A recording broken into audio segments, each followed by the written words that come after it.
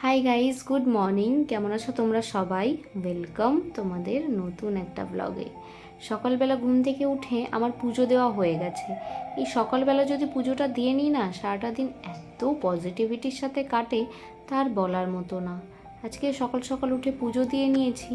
ঠাকুরকে আজকে আমি 5টা লাড্ডু দিয়ে পুজো দিয়েছি। এই 5টা লাড্ডুর পেছনে না একটা গল্প আছে।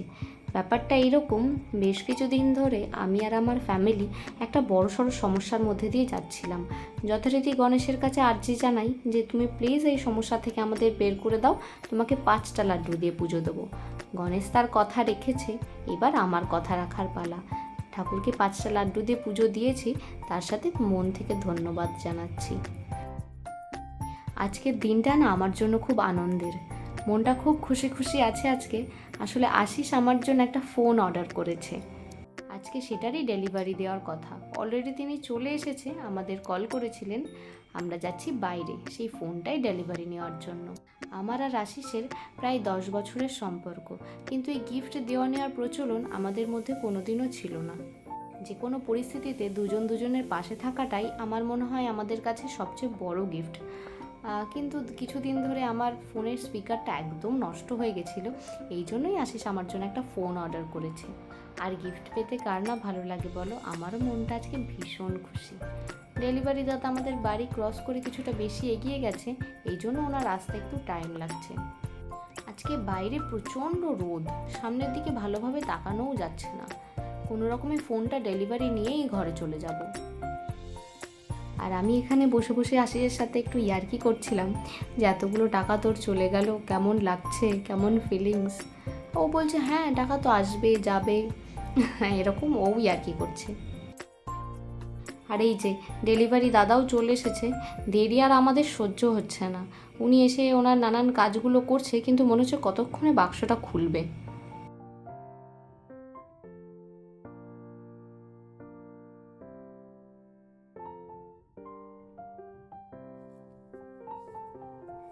আর এই যে ফোনের দেখা অবশেষে মিলল।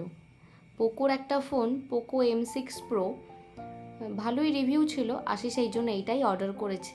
দেখা যাক ফোনটা কেমন হয়েছে। দুটো কালার অপশন ছিল, কিন্তু আমি ব্ল্যাকটাই চুজ করলাম। ব্ল্যাকটা দেখতে আমার মনে হয় একটু বেশি ভালো লাগছিল।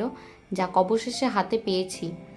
যেদিন থেকে জানতে পেরেছি যে আমার জন্য ফোন অর্ডার করেছে, খালি মনে হচ্ছে কবে আসবে কবে আসবে। যাই হোক, ফোন টোন আমরা নিয়ে নিয়েছি, এখন ঘরে যাই। আর ফোনের যা সেটিংস আছে ওগুলো আশিস এখন আমাকে ঠিক করে দেবে।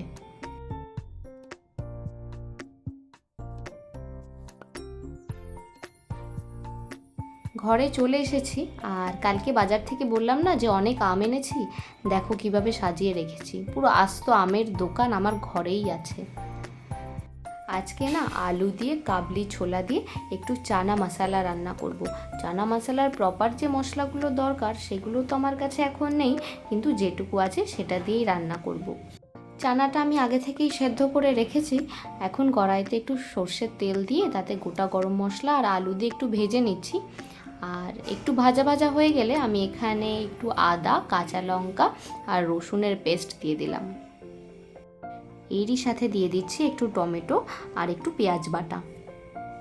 খুব ভালো করে এটা মিক্স করে নিচ্ছি। টমেটো আর পেঁয়াজ হতে তো একটু টাইম লাগবে, এই জন্য গ্যাসের ফ্লেমটাও মিডিয়াম টু হাই রেখেছি। তলাটা একটু লেগে লেগে যাচ্ছে, মশলা ধোয়া একটু জল দিয়ে দিলাম।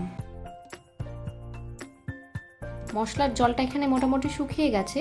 দিয়ে দিচ্ছি একটু হলুদ গুঁড়ো, একটুখানি নুন আর একটু Kashmiri red chilli powder.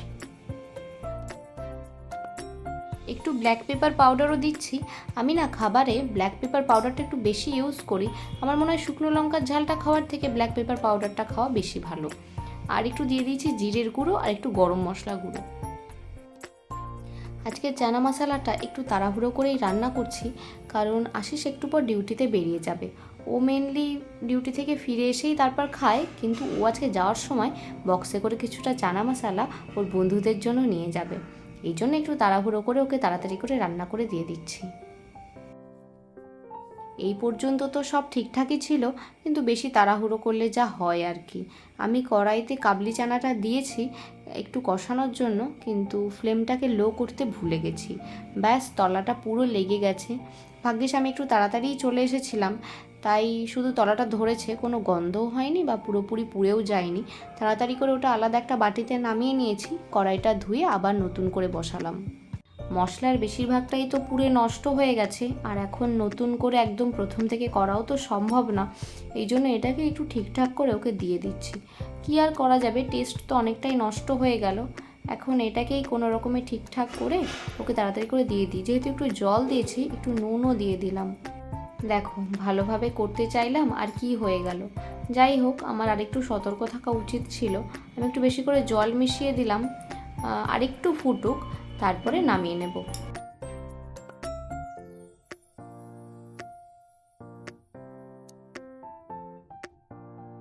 Chana masala আমার এখানে মোটামুটি রেডি হয়ে গেছে। ওপর থেকে একটু কাসুরি মেথি দিয়ে দিচ্ছি। এই এত কিছুর মধ্যে আশিসের আজকে ডিউটিতে যেতে বেশ কিছুটা লেট হয়ে গেছে। এখন তাড়াতাড়ি করে ওকে একটু বেড়ে দিচ্ছি, ও নিয়ে বেরিয়ে যাক। আর তার সাথে সাথে আজকের ব্লগটাও এখানেই এন্ড করছি। দেখা হচ্ছে নেক্সট ব্লগে।